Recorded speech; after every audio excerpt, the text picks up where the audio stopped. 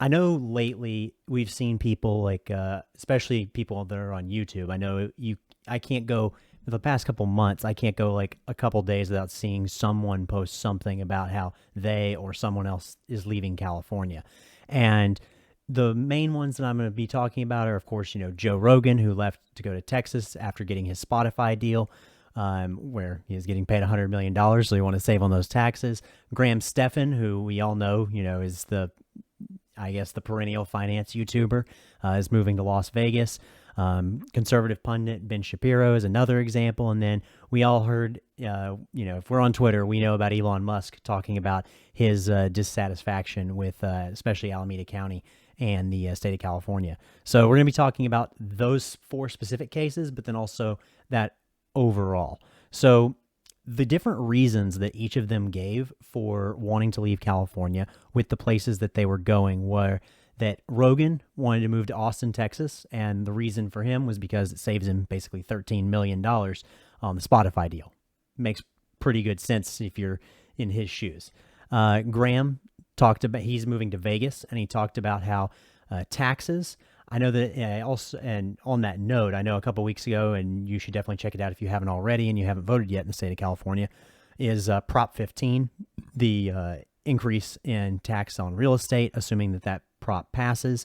That will most likely affect someone like Graham, depending on how old his properties are, but pretty much guarantee it since most of his were bought during, or at least he started building during the last recession. So those will be affected for sure. And then also he stated that he had different safety concerns, with the crime rates and the unrest, quote unquote, that he saw within the Los Angeles area. Then third, you have Ben Shapiro, and Ben Shapiro moved him and his, company Daily Wire to Nashville, Tennessee. And of course, he's a conservative pundit. His bugaboo was essentially that there were these liberal policies that were ruining the state. So we'll go into that. And then Musk has been talking about moving Tesla to either Nevada or Texas with citing taxes and quote unquote freedom. So we're going to look at all of these, and let's keep in mind that none of these people are representative of the average person. So that's going to be a really important key to remember when we're looking at these data points.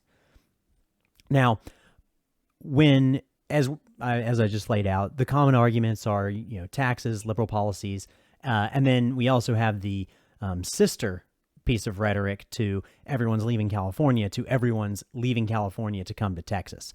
So, or the other red states that have lower taxes. So let's look at these claims. So first off, you have all of these videos, and it seems like every one of them, they talk about how California has a 13% income tax, and that this is such a problem because the income tax is so high, right? And that's going to push people out of the state.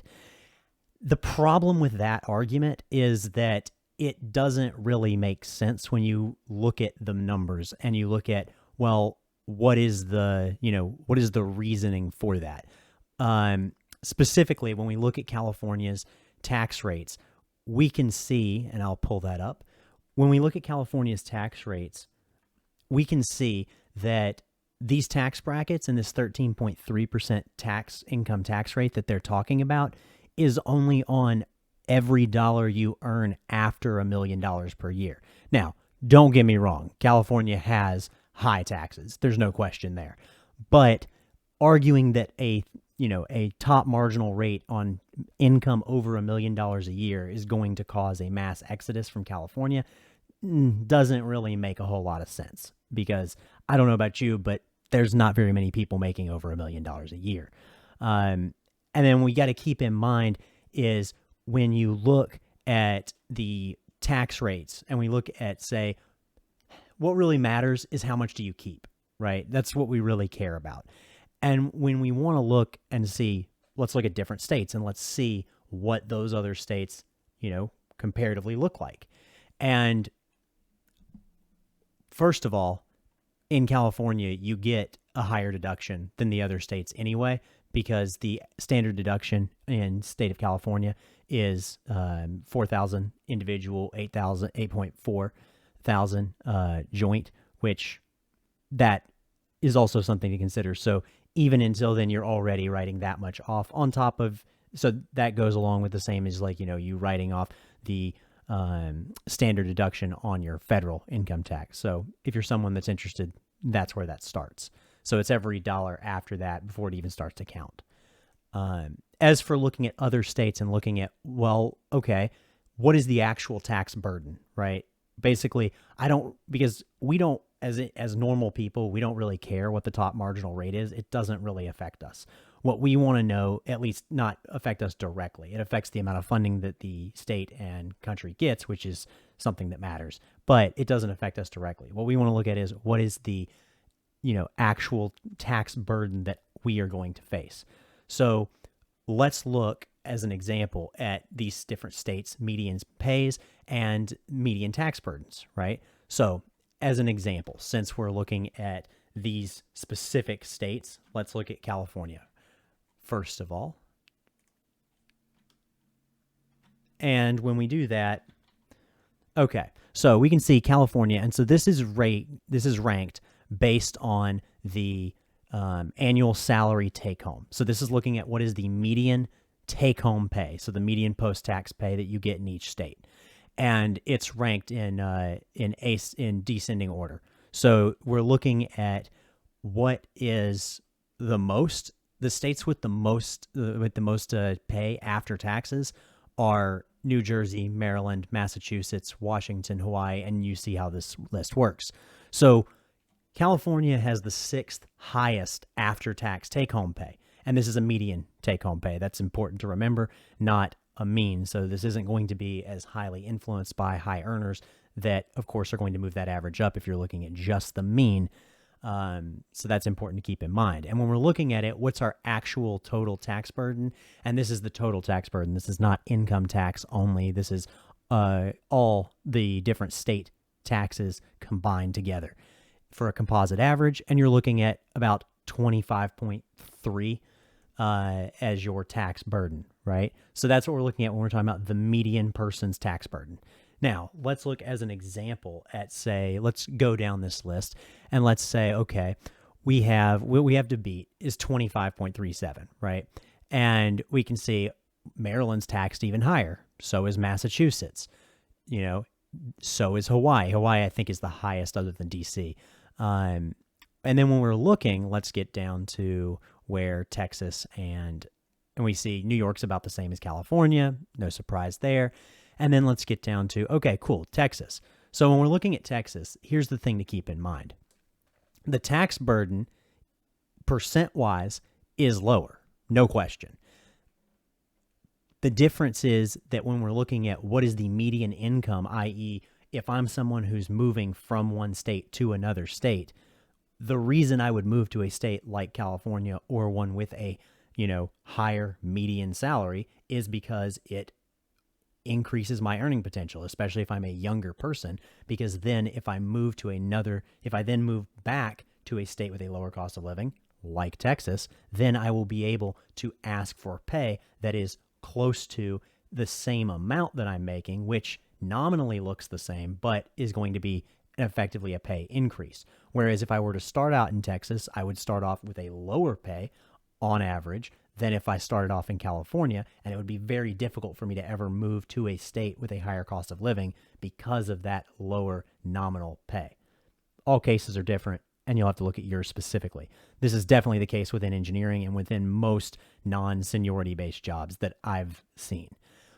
Then when we're going to look at, say, Nevada, same thing. We're looking, Nevada's so far down the list. I mean, we're talking, that's at 21? It's 21 down the list of median pay. Something to keep in mind. Now, taxes are not the only thing that matters, because we also will have to look at the outcomes that, come out of these states. But I'll do that in the next topic whenever I'm looking at the different states, the differences between red and blue states when it comes to federal and state budget dependency. So the main thing to keep in mind there is it's not, millionaires are not representative of the population as a whole. That's the main thing to keep in mind, and to take their advice with a grain of salt when they're talking about taxes. Now, when we are looking at liberal policies, right, which is something that that Ben Shapiro, of course, talks about, and others have talked about. What we want to keep in mind here is that what's he talking about, right? And I do want to point out that it is pretty funny to me because if you don't know, Ben Shapiro used to work for Breitbart, which is another another pretty far right leaning media outlet. And Andrew Breitbart, the guy who started that, as well as Ben Shapiro, have lived in Los Angeles, California for their entire lives. So while their career has been predicated on complaining about these, blue areas and states, they've chosen to live there the entire time. And I have to admit that it's pretty funny when we just look at, and let's just laugh for a second at, if your goal, Ben, was to move away from liberal policies, there are a lot of cities and a lot of different states you could have chosen. And it's okay to choose Tennessee. It makes sense. They have zero income tax. That's probably the main reason he chose it. But here's the reality. Take a guess which of these political districts Ben moved to. It's this one. This is Davidson County in Tennessee. This is where Nashville is. It's right with Memphis. Memphis went 2% more to Hillary Clinton in 2016. It's basically the bluest place in that state. So all I'm going to say is I've lived in a lot of red states, a lot of red districts. Most of my life has been spent in red districts. I know what it's like to live in those, and I'm not even making a judgment call on it. I'm just saying I actually do. Ben doesn't. Ben has never lived in a conservative area in his entire life, and it's pretty funny to see. That's all.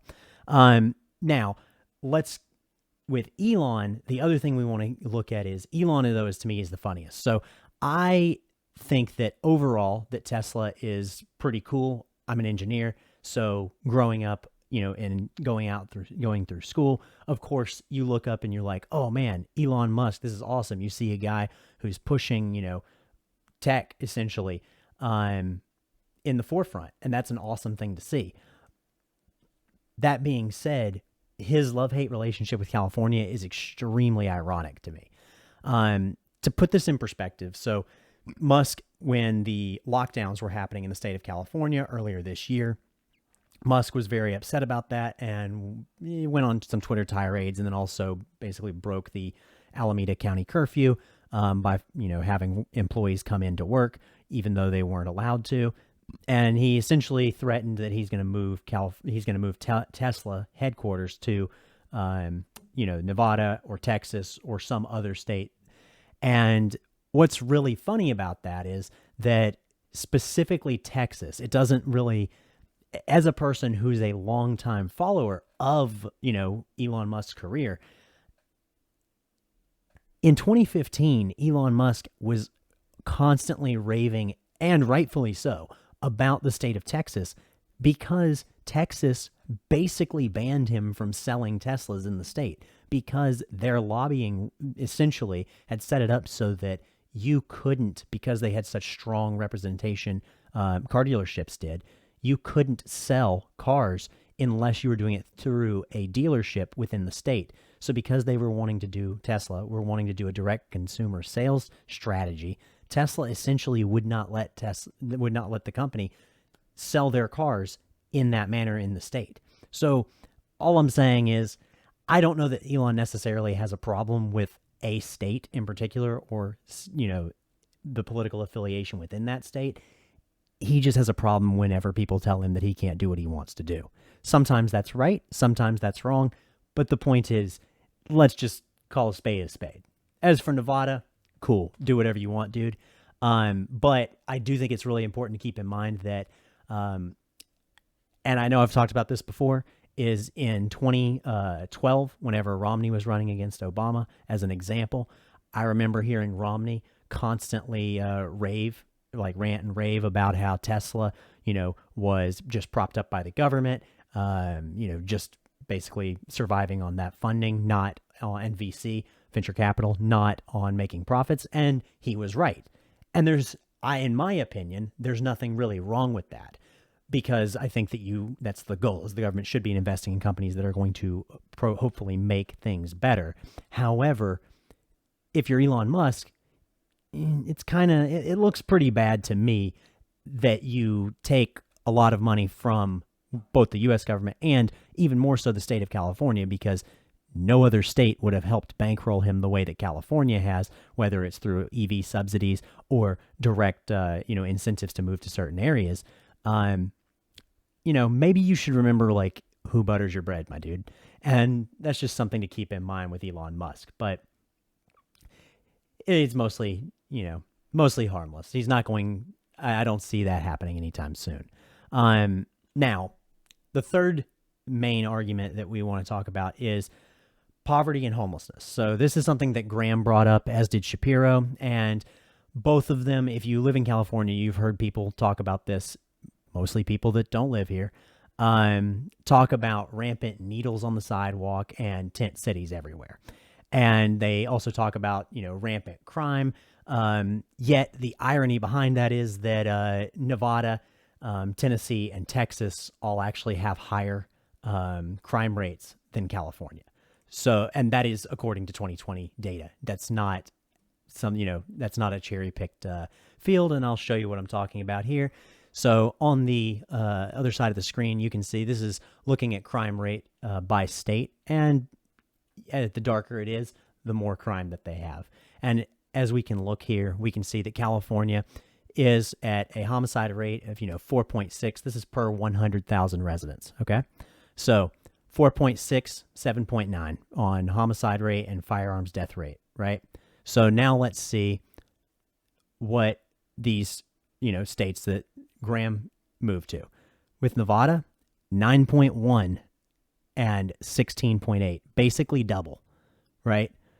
Not only that, North Las Vegas has the highest crime rate of any city in the state of Nevada. I don't think he moved because of crime. As for Tennessee, same deal. You're looking at almost double the homicide rate, almost double the firearms rate, or actually even higher firearms rate. And then you're looking at Texas. Texas is about the same, 4.6 versus 5. And then you're looking at those 7.9 versus 12.1 on firearm death rate. Homicide rate's about the same. Firearm is a little bit, quite a bit higher, about 50% higher in Texas.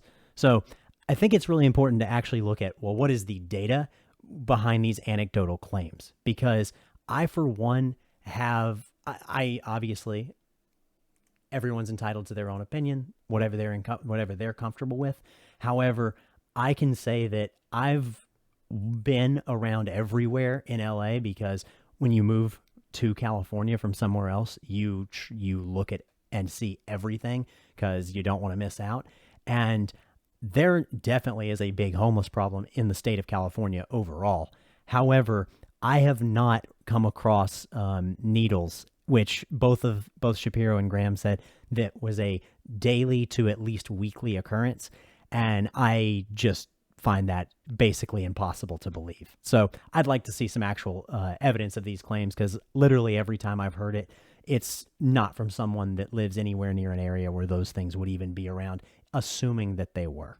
And I think a really good example is, if you want to have a better idea of, what homelessness looks like in Los Angeles and in the Bay Area and across the United States, check out the YouTube channel Invisible People.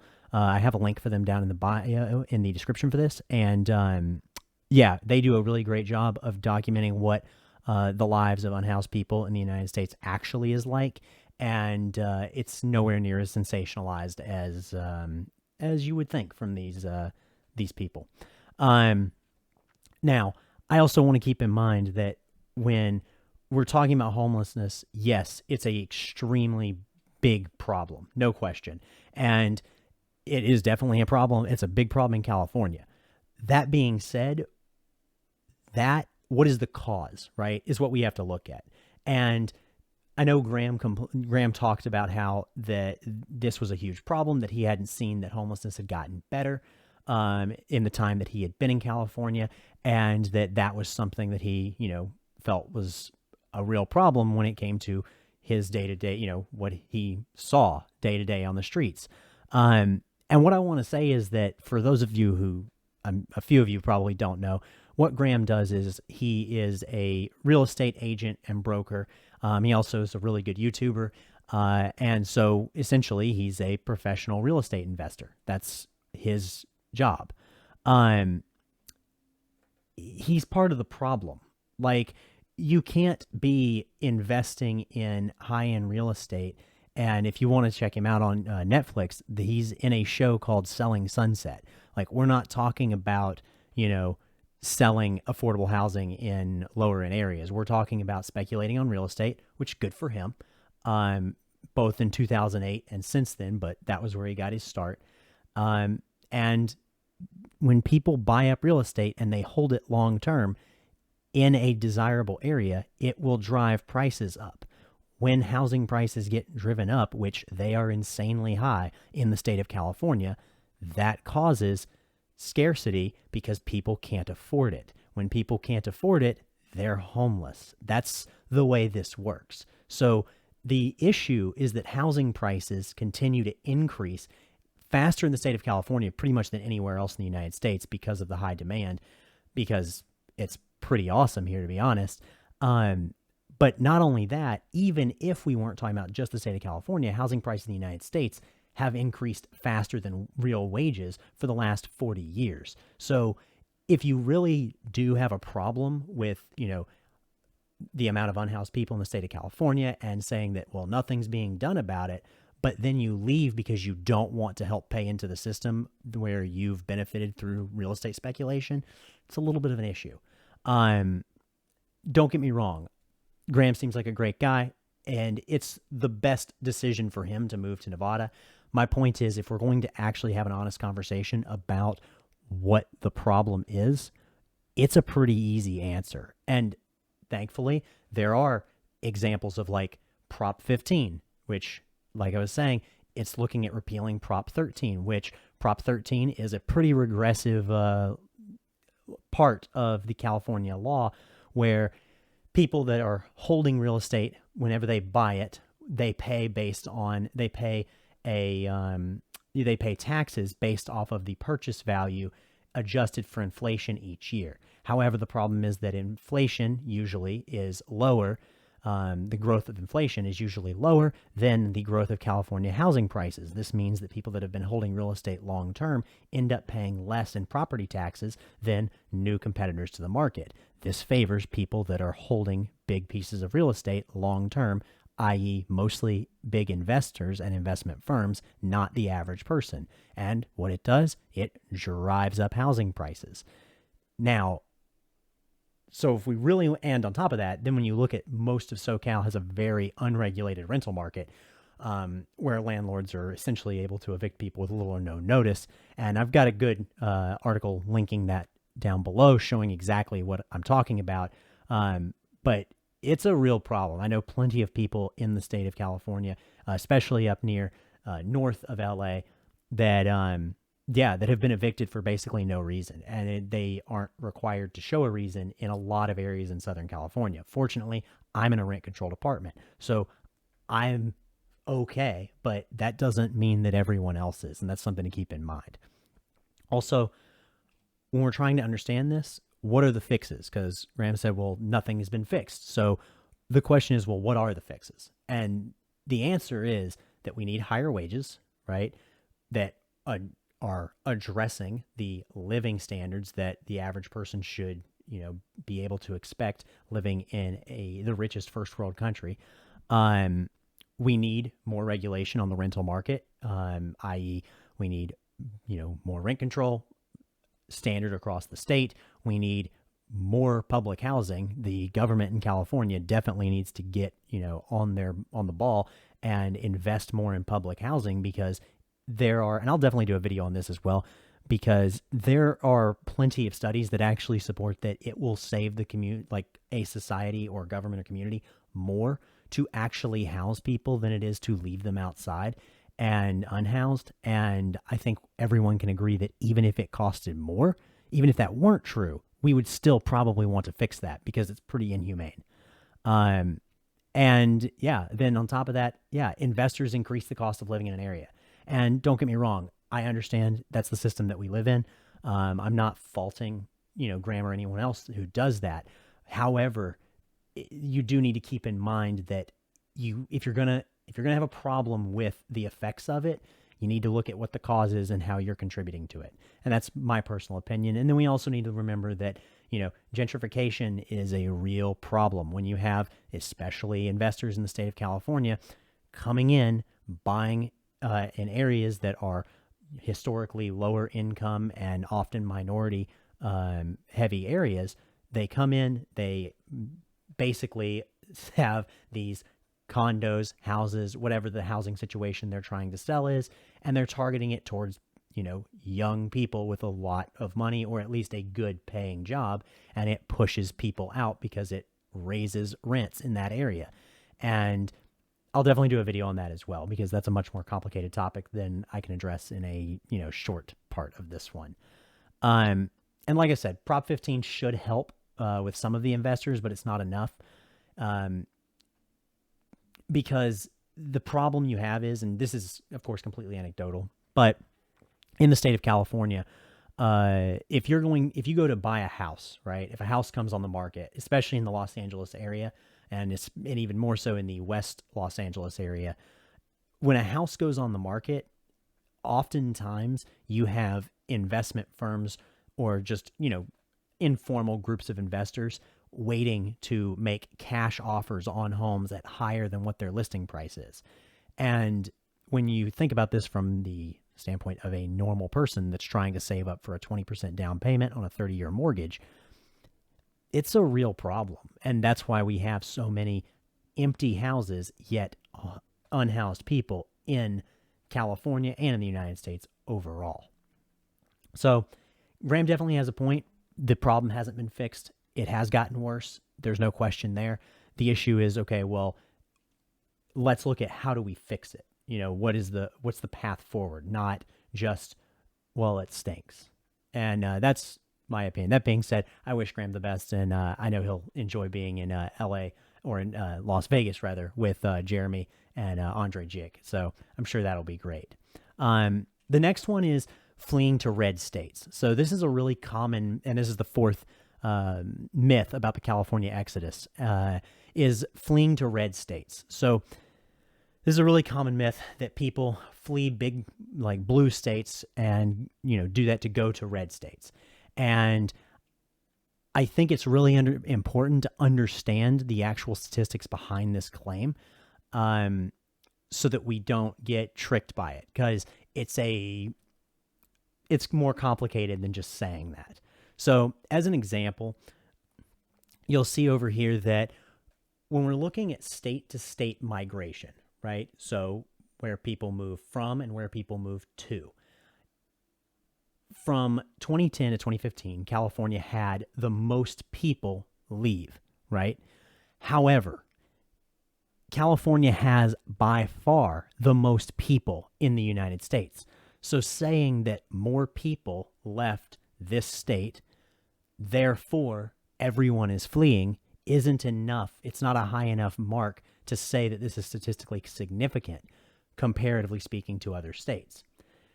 Not only that, but you have the classic one of "Don't California my Texas," which is, the common slogan that I've seen from people that are in Texas, where they don't want people from California moving there and turning it blue.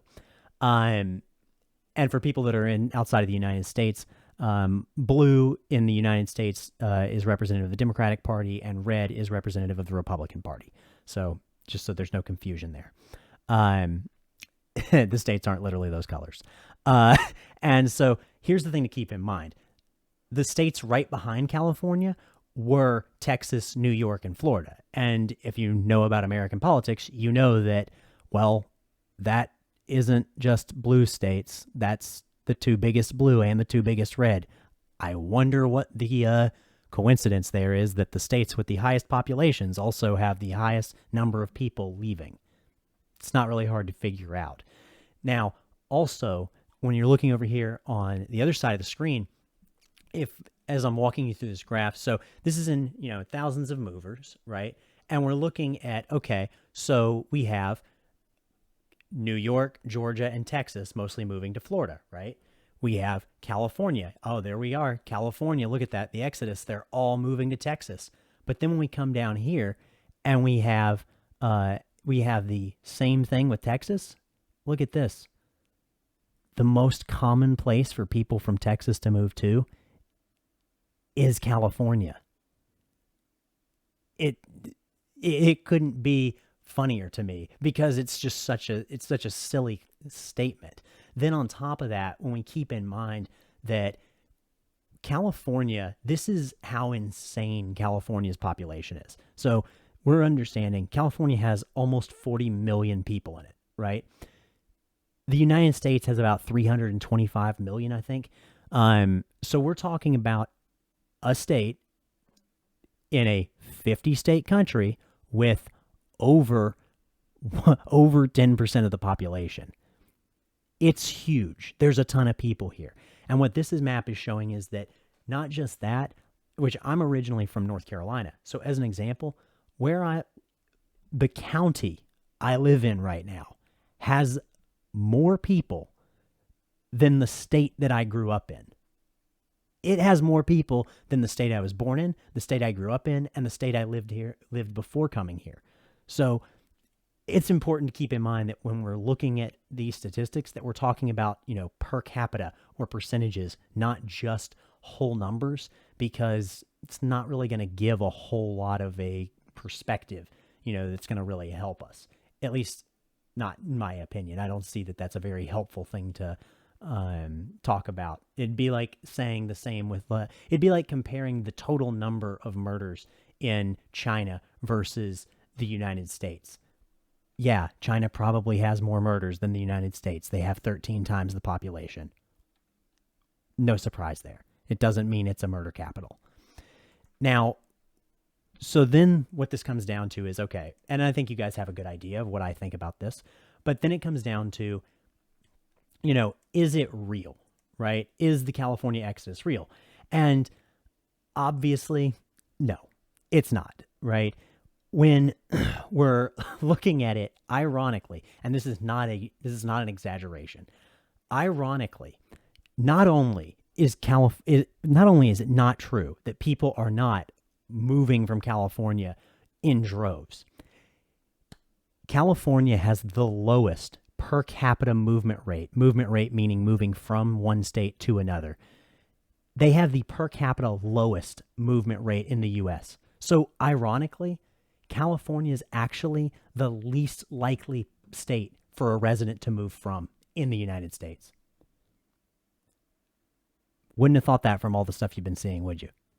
But that's why it's important to understand statistics and understand looking at how do we measure, claims? How do we measure what's going on in society? Now, in fairness, Texas is a pretty great state too, because Texas is number 2 on the state where people are least likely to move from.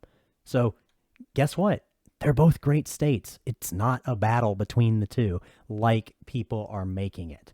And that's my point here, is I'm trying to dispel this myth because I get really tired of seeing it, especially whenever you see someone who's a millionaire investor who is talking about how the taxes are too high for them, despite, not being necessarily a positive influence in that area.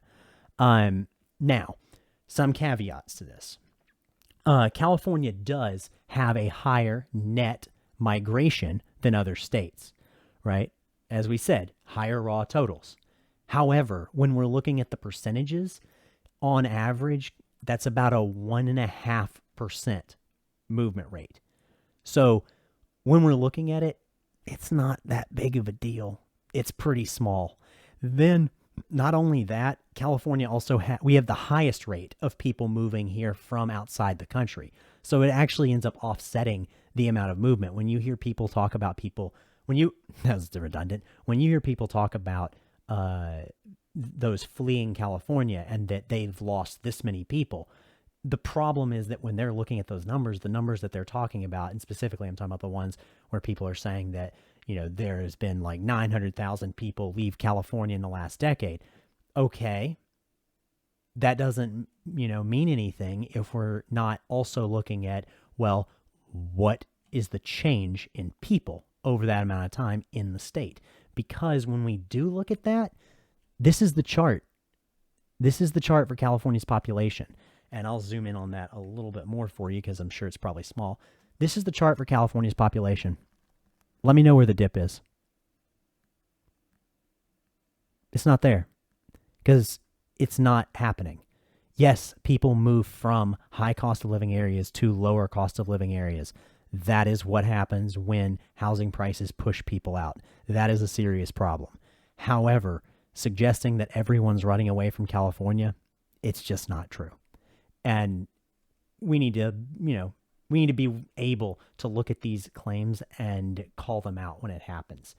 And the takeaway for this, at least from my perspective, is that we need to crack down on investors, controlling housing, both in the state of California and elsewhere, because that's something that shouldn't be happening in the United States. It's a travesty, and yeah, that should not be happening. We need, especially in the state of California, but only because we have more people everywhere, we need to do more investing into public housing because we need to do something about unhoused people. It's pathetic that in the United States we have so many people that are unhoused when we're the richest nation in the world. That's pathetic, and that's a failure, in my opinion. And then we also need to look at statistics. We need to have a basic grasp on them. Not everyone needs to go to school for statistics, but we need to have a basic grasp on statistics so that we don't fall for this type of propaganda. And that's why I'm definitely, that's why I cover that on this channel. That's the goal, is to make sure that we don't fall for this type of stuff in the future and that we have the critical thinking and the math, the basic math skills to understand what claims are being made and how to prove or disprove those claims. If you enjoyed this clip, be sure to leave a like, subscribe, and check out the full live version of the Wealth for 99 podcast, where we talk finance, economics, and public policy from a working class perspective. We'll see you there.